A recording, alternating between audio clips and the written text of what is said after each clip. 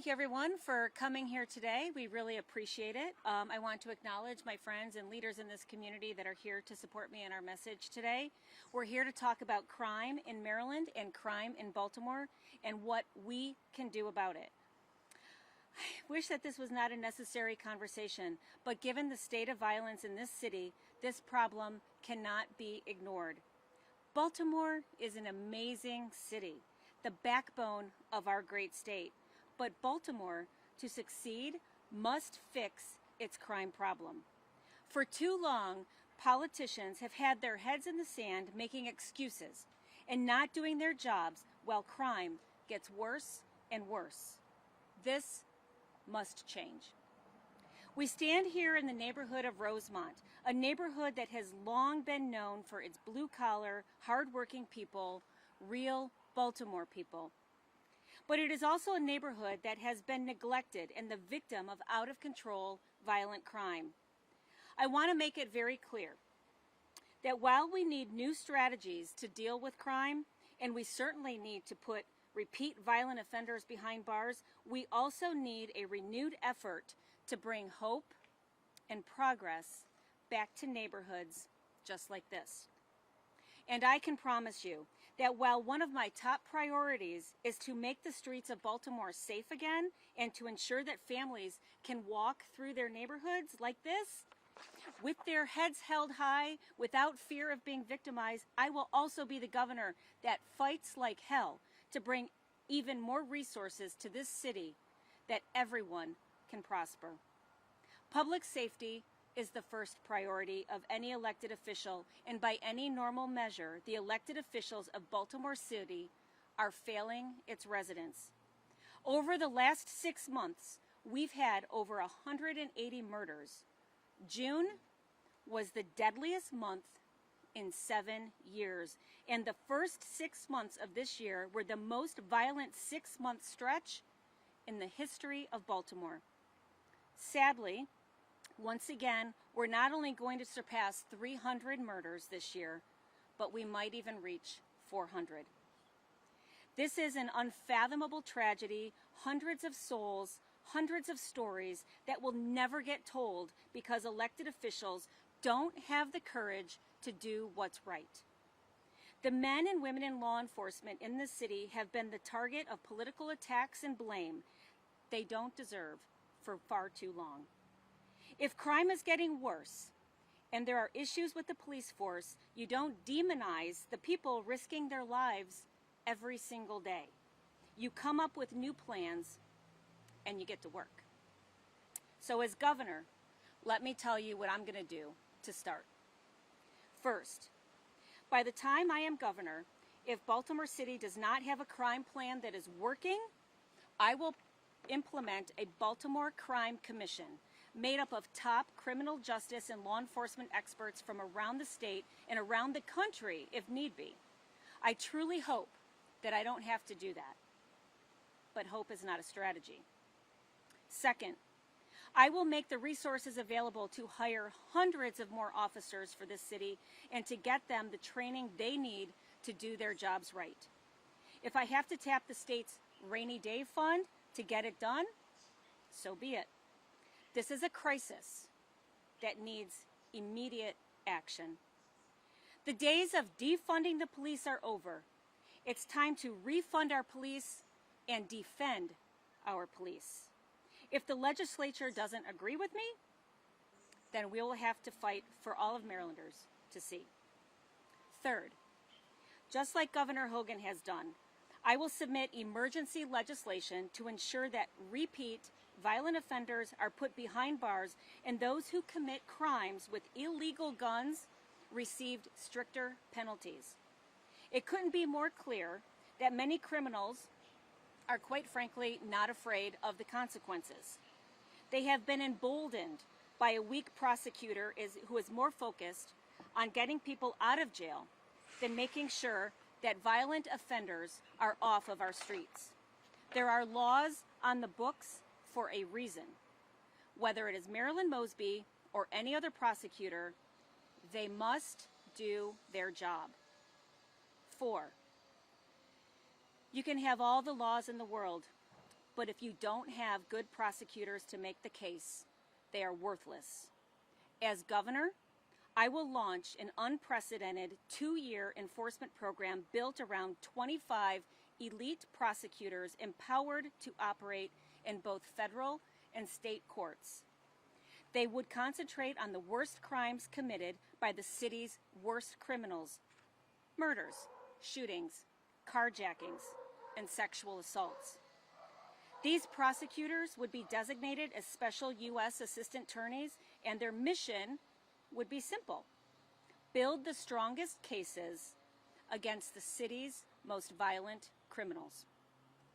Baltimore police officers and residents have no hope that Marilyn Mosby can reverse the poor performance of her office.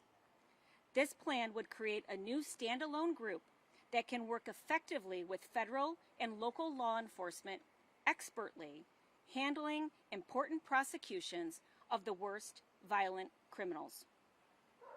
Fifth, and finally, under federal law, defendants with certain gun crimes are presumed at risk to public safety and are detained until trial. Maryland should adopt a similar legal presumption for purposes of bail hearings in cases involving felony gun crimes.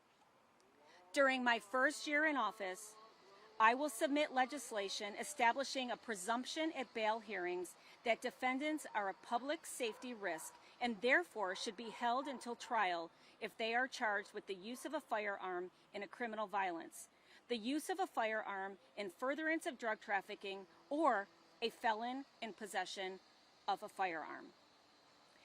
And for the record, I fully understand and agree that there are systemic causes for this level of violence and that there are long-term answers that we must work towards, like after-school mentorship programs, expanding workforce development initiatives, better schools. They all need to be improved, worked on, or developed. But we need to face the fact that we have people being murdered in broad daylight in this city, and the cart can't come before the horse. And the several hundred men who are running around this city, wreaking havoc, carrying illegal guns, and are willing to commit murder, we're starting with them. As Maryland's former Commerce Secretary, I know just how important the city is to our state, and I know that the quickest way to get businesses back, the quickest way to get people good paying jobs, and to get their lives turned around is to get these streets safe again. This is not a Republican issue. This is not a Democrat issue. It's a human issue. And as a mother and a new grandmother, I am not going to sit back and watch young black boys either commit murder or be murdered themselves. We have to do something about it. It's not going to be easy. I don't have all the answers, but I am not afraid to have the tough conversations necessary to get these things done. Thank you very much. And I'm happy to take questions. Secretary Schulz, I have a question. You talked about the need for funding, hiring for more police officers. What about parole and probation agents, given that a meaningful number of people who are either victims or perpetrators of gun violence are supposed to be on supervision and apparently aren't? Is that part of your plan? Listen, we're going to be using all of our resources that we can in future budgets in order to be able to make sure that the system is there to protect citizens of Maryland and put violent criminals behind bars and keep them behind bars. Do you believe there's adequate staffing at parole and probation? I think that what we have to do is we have to take a systemic look to see where those shortfalls are, and we're going to make improvements for those in the future. You you called it an unprecedented team, the elite force of prosecutors. Is it unprecedented for Maryland, or is this being modeled off of what's in place or the process in other states?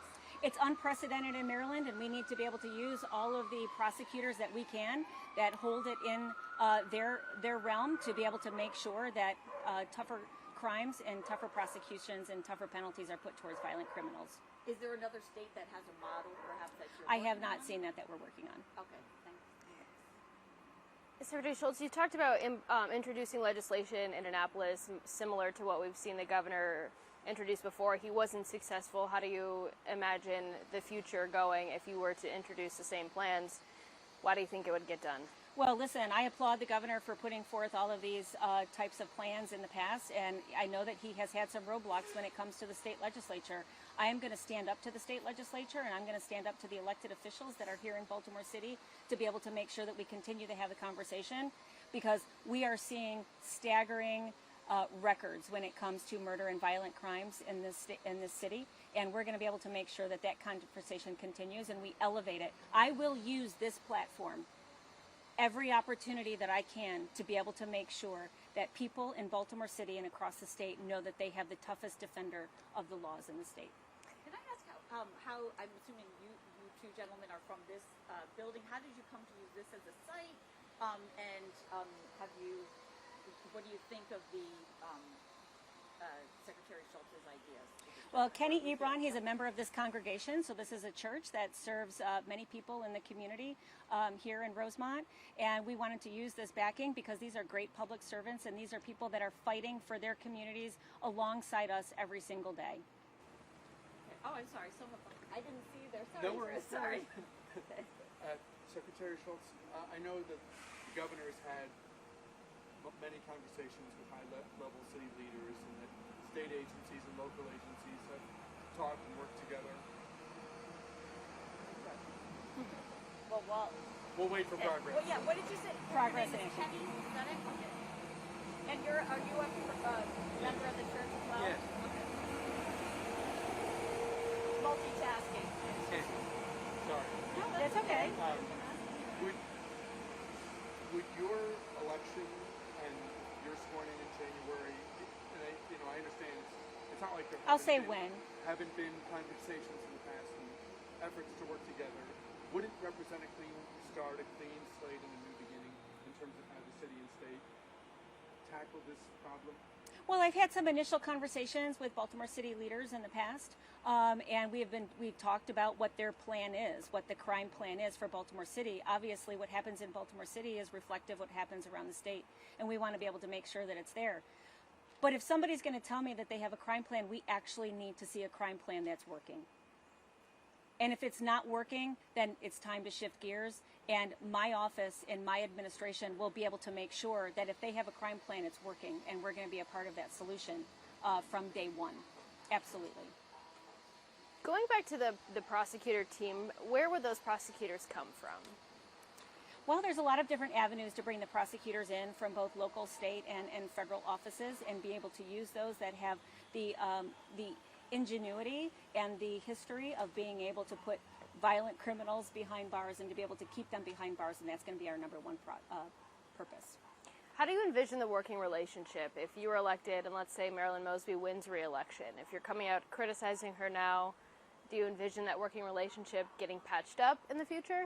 Well, here's the deal. Elections have consequences, right? But when you are in public office, it's your obligation to be able to work with what you have. And I would tell, everybody in Baltimore City to look at the people that are on the ballot right now and to understand that what is happening right now is not working. And we need to have a drastically different path moving forward.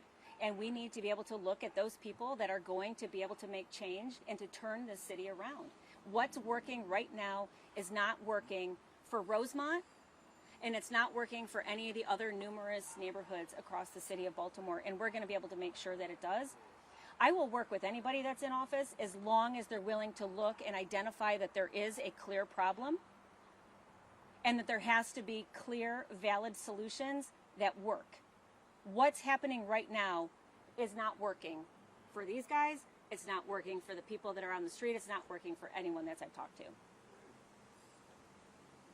I have a general question.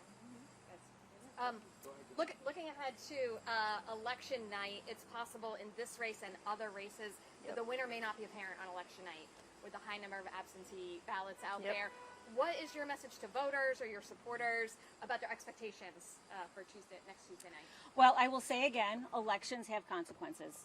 And I look to all Maryland voters that are out there. You know, if you don't think that you're going to be able to vote on July 19th, there's still 2 more days to get into early voting by July 14th, and I recommend people do that. There's no lines at the polls right now, so go take advantage of that, but make sure that if you can't do that, then go on July 19th.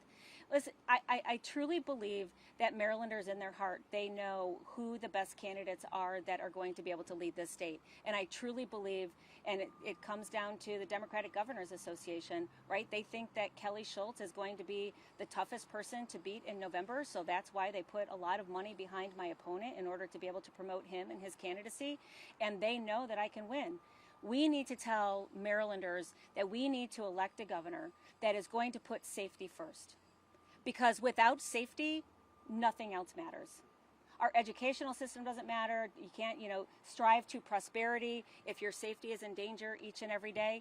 Marylanders need to know that, and Kelly Schulz is the only one that's been able to get that message across. But in terms of there being the likelihood of a prolonged wait between the night of the 19th and whenever results come in, we've seen where unfounded rumor mongering fills that void, and that can cause tension and stress in the system. Well, I would tell everyone to just have a little bit of patience. We're going to have patience, I know, with our campaign, and my goal is to get through on July 19th and not have it, dependent on anything that comes through with absentee ballots. And we're going to win big, and we're going to win hard, and we're going to be the nominee for the Republican Party. Tomorrow, the former president is hosting a tele-rally for your opponent in this primary. What's your message to Republican voters if they haven't casted a mail-in ballot or voted early so far, and they're tuning in tomorrow night to listen to what the former president has to say? Well, this is what I'll say about my candidacy versus my opponent. I have integrity. I am the candidate that has always had integrity through this entire process, whether it be the campaign or in my professional career. Not only that, but I've been able to get things done. When I was a member of the House of Delegates and I represented my district in Frederick County, I brought something home to Frederick County. We made sure that we had policies to protect victims of crime, to support businesses, to reduce taxes, and to create new business industries. Those are the things that I have been able to accomplish. My opponent has accomplished 0 in the period of time that he has been in the House of Delegates. Ironically, my district that he represents me. And then the final thing, I would say that I am the candidate, I am the Republican that can win in November. And if we want to be able to keep our state moving forward, if we want to be able to make sure that we are on a path for economic viability and we are competitive with other states across this country, and that we have a good safety mission that's there in order to protect Baltimore City and the surrounding areas, and we're able to provide the best educational system in the state, because that's what we owe our children. Every single kid, regardless of the zip code that they live in, that's what we owe them. Those are the things that Republicans will look at in order to be able to get there. And oh, by the way, I'm the only one that can beat a Democrat in November. Thanks, guys. We'll go for a little walk around if you guys want to join us with that. Yeah. That was excellent.